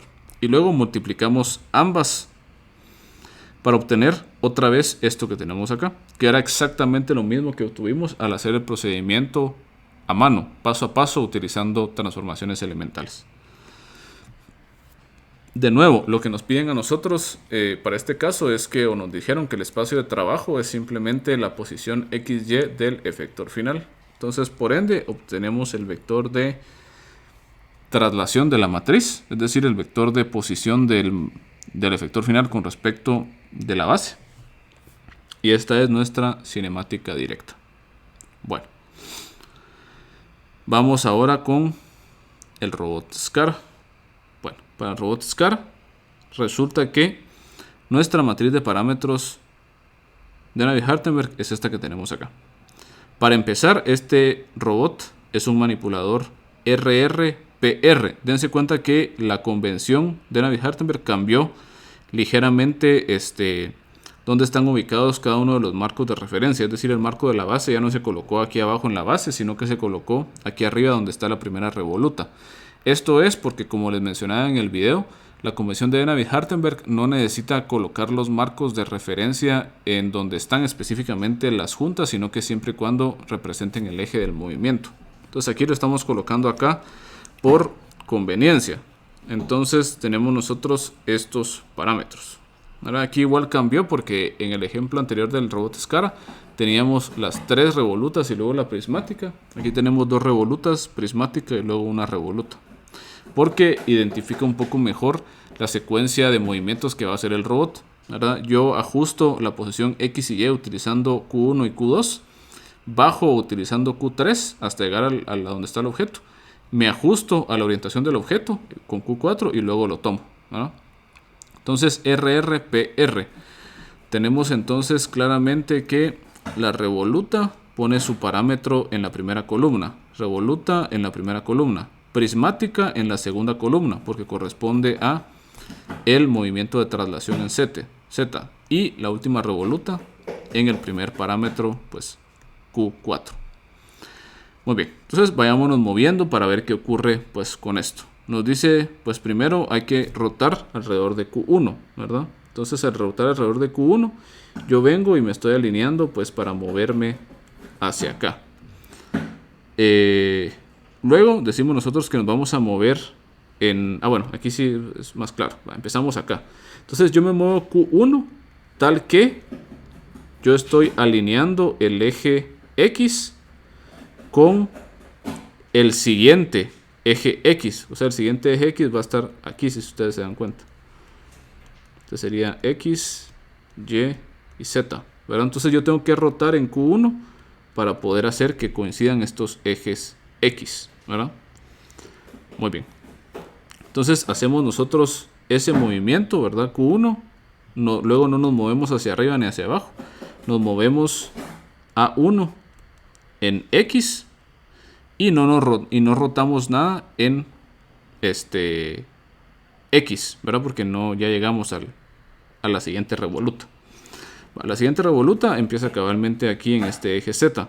Bueno, tiene que girar en Q2, ¿verdad? Para igual poder coincidir con el eje X asociado a la tercera, sí, básicamente asociado a la tercera junta, ¿verdad? Luego nos movemos A2 para llegar a este punto de acá. Y luego vamos a rotar en X en pi, o sea, vamos a rotar hacia acá, para hacer que el Z que estaba aquí arriba coincida con el Z que va a estar aquí abajo de la prismática, ¿verdad? Entonces ahora aquí tenemos el Z. Y para movernos de esta junta a la siguiente es simplemente movernos Q3, que es lo de la prismática. Llegamos hacia acá. Y acá lo único que tenemos que hacer es girar alrededor de Z otra vez, porque es una revoluta, ¿verdad? Y bajar la cantidad esta de D4 con respecto de la revoluta. La cinemática directa entonces está dada por A1 parametrizada por Q1, por Q2, por Q4. Estas son revolutas. Y esta es una prismática. Entonces, esta revoluta gira alrededor de Z positivo. La revoluta gira alrededor de Z positivo. La prismática se mueve en Z positivo. Y la revoluta gira en Z positivo. Entonces, la ventaja de Denavit-Hartenberg es que nos da a nosotros dónde están rotando y dónde se están trasladando las revolutas y las prismáticas. O sea, por convención nos dice que va a ser siempre en Z. Bueno, aquí esta situación está todavía más larga porque son 4 matrices de 4×4 y cada una de esas matrices requiere una multiplicación de 4 matrices de 4×4. Entonces, si ustedes hicieran a mano, es la multiplicación de 16 matrices de 4×4. Es un relajo, ¿verdad? Entonces, lo vamos a hacer de una vez en MATLAB, simplificándonos la vida. Bueno, entonces aquí tengo algunos ejemplos en MATLAB. Vamos a ver nosotros primero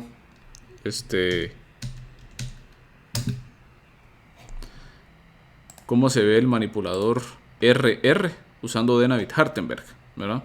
El que hicimos anteriormente. Entonces resulta que el toolbox de Peter Cork permite definir unos objetos que se llaman serial link para hacer nuestros robots. En este caso lo que hacemos nosotros es que definimos básicamente la matriz de parámetros de Denavit-Hartenberg fila por fila. Entonces, La primera fila de Denavit-Hartenberg corresponde a la junta número 1 y esta junta es una revoluta. Esta revoluta tiene un parámetro de A igual a 1. Como decimos que es revoluta, automáticamente coloca el parámetro θ igual a Q o la configuración. Y los otros valores que no aparecen, que sería el valor de D y el valor de alfa, los toma iguales a 0. Ahora acuérdense que esto corresponde a lo que teníamos acá, que es Q1, 0, A1, 0. Entonces, al colocar el parámetro de revolute, sabemos nosotros que θj es Q, ¿verdad? Colocamos nosotros que AJ es igual a 1 en este caso, porque el valor de A es igual a 1 y los otros dos valores son iguales a 0. Entonces, primera revoluta, ¿verdad? Con un A igual a 1. Segunda revoluta con un A igual a 1. Y para formar a nuestro robot, le colocamos aquí el nombre del robot. Usamos comando serial link. Y hacemos la combinación de estas dos revolutas. Aquí le podemos poner un nombre al robot, ¿verdad? Bueno. Luego podemos utilizar nosotros lo que se llama la función fkin, que esto es de Forward Kinematics, cinemática directa, para obtener la cinemática directa del manipulador para una configuración en específico. Por ejemplo, en este caso yo estoy pidiendo que calcule la cinemática directa del robot para una configuración igual a Q1 igual a 30 grados y Q2 igual a 40 grados. Y lo más chilero de esto, del toolbox de Peter Cork, es que podemos utilizar nosotros la función plot para poder visualizar un modelo como que en palitos del robot, y adicionalmente la función teach para poder nosotros modificar la configuración en vivo como para poder animar al robot. Entonces corramos este script y vamos a ver nosotros lo siguiente. Primero, al correr la instrucción esta de serial link, lo que hace es que nos genera a nosotros este robot. Nos dice, ¿verdad? Se llama robot RR. Tiene dos ejes. Es un manipulador RR. Está utilizando los parámetros estándar de Denavit-Hartenberg, ¿verdad? Bueno, aquí tenemos nosotros que en J, ¿verdad? Nos dice cuál es el número de junta 1, junta 2. Y aquí tenemos la matriz de parámetros de Denavit-Hartenberg. Démonos cuenta, Q1, 0, 1, 0, Q2, 0, 1, 0. Y aquí este offset lo vamos a entender un poco después, que es este parámetro de offset, ¿verdad? Muy bien. Entonces, Q1, 0, 1, 0, Q2, 0, 1, 0. Exactamente como nosotros definimos la matriz de Denavit-Hartenberg. En este caso me calculó la cinemática directa para el valor de 30-40. Entonces aquí está la orientación del efector final cuando tenemos 30-40. Y esta es la posición del efector final para la configuración 30-40. Y lo más chilero, como les mencionaba, es la capacidad de poder visualizar el robot utilizando el toolbox, ¿verdad? Entonces aquí el toolbox me grafica el robot. Vean ustedes que este sería básicamente el manipulador planar viéndolo desde aquí arriba, por ejemplo. Y yo puedo modificar la configuración. Entonces digamos este es el primer ángulo. Entonces digamos que yo lo coloco aquí, por ejemplo, en más o menos 30 y algo. Y aquí en 40. Esta sería la configuración que yo estuve buscando. ¿Y qué me otorga acá? Me dice a mí cuál es la posición del efector final, X, Y, Z. Y la orientación en roll pitch yaw, ¿verdad? Entonces aquí que vamos a hacer nosotros, podemos ir moviendo esto para ir viendo cómo se comporta entonces este bracito robótico. Entonces tenemos la ventaja de que esto ya es un modelo cinemático del robot, ¿verdad? Me dice que a diferente configuración el robot está puesto en diferentes lugares.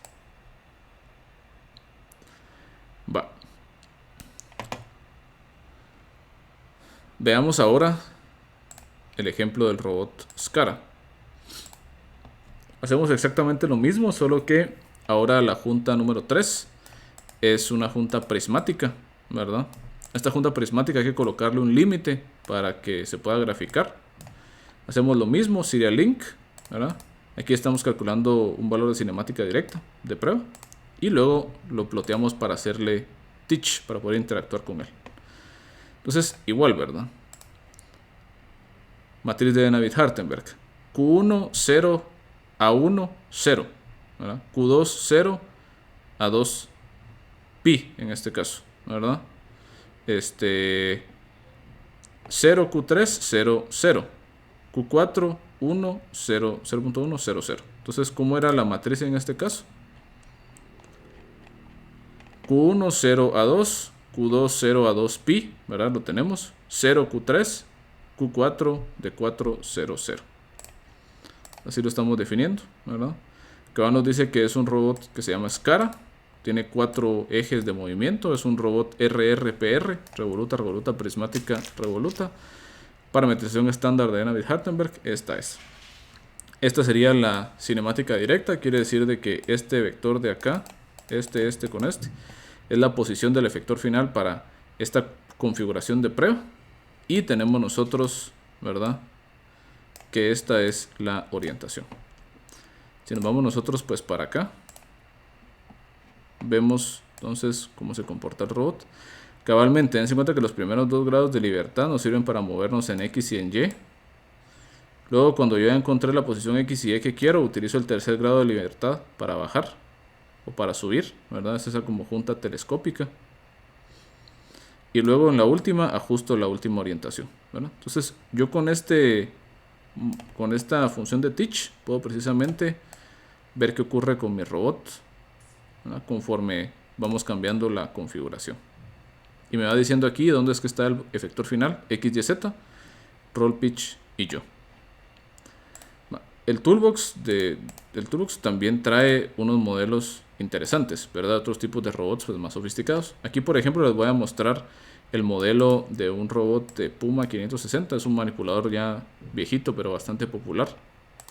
Este tiene la ventaja de que el toolbox nos presenta un modelo en 3D. Entonces se va a ver así bien chilero. Ya no se ve solo como que el diagrama como de palitos, sino que sí se ve el modelo como tal del robot. Y aquí les muestro también el brazo derecho del Nao, ¿verdad? Este sí se ve como diagrama así de palitos, pero tienen ustedes cada una de las piezas del Nao, ¿verdad?, como para hacer pruebas con esto. Entonces este sería como que el bracito del Nao. Entonces si se dan cuenta, este es el brazo derecho, este sería el hombro. Aquí tendríamos también el hombro hacia adelante, hacia atrás. Luego el codo, ¿verdad? Entonces si se dan cuenta, ahí estaría como que el bracito del Nao, ¿verdad?, hacia arriba, hacia abajo, hacia adelante, hacia atrás, ¿verdad?, derecha, izquierda y arriba y abajo. X, Y, Z, roll, pitch y yo. Y para el Puma, como les digo, lo visualizamos de esta forma, ¿verdad? Entonces ahí se ve bastante más como tiene que ser el robot, ¿verdad?, hacia arriba, para acá.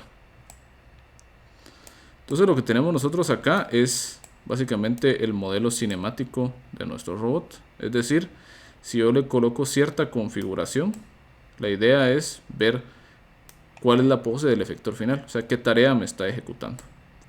Bueno, este modelo, si ustedes se dan cuenta, o sea, está interesante porque ya nos permite a nosotros pues modelar al robot, poderlo visualizar, ¿verdad? O sea, ya, por ejemplo, si ustedes están trabajando en el proyecto del hexapod o del cuádruped, ya podrían ustedes describir cinemáticamente todas las patas del robot y ver, digamos, cómo es que al cambiar la configuración va cambiando la forma en que están pues configuradas las patas del robot, ¿verdad?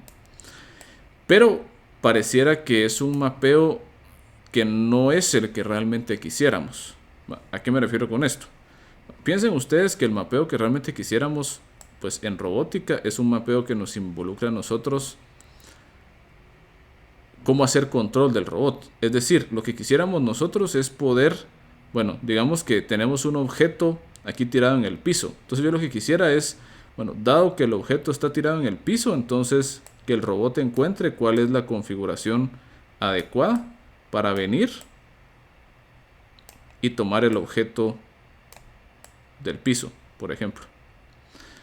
Entonces pareciera que lo que nosotros quisiéramos es un mapeo inverso.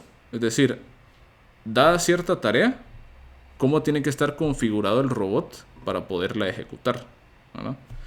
Entonces, si yo digo, bueno, ya tomé el objeto y ahora tengo que mover el objeto a esta posición de acá, entonces me muevo para acá, por ejemplo, o me muevo para acá, y ahora dejo caer el objeto, ¿verdad?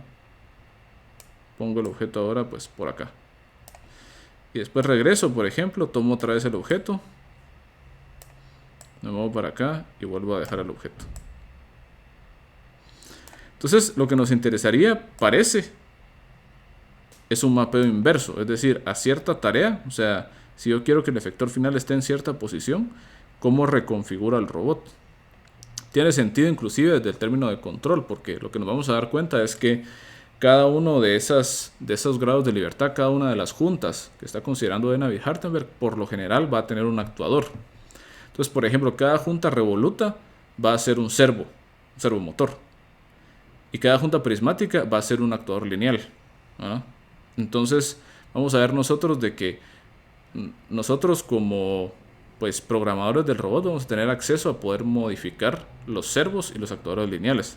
Entonces, lo ideal sería, bueno, dada cierta posición, ¿cómo hago yo para hacer que el robot llegue, se ponga en esa posición? O sea, ¿qué configuración me genera a mí cierta tarea? O dada cierta pose del efector final, ¿cómo encuentro yo la configuración que me da esa pose?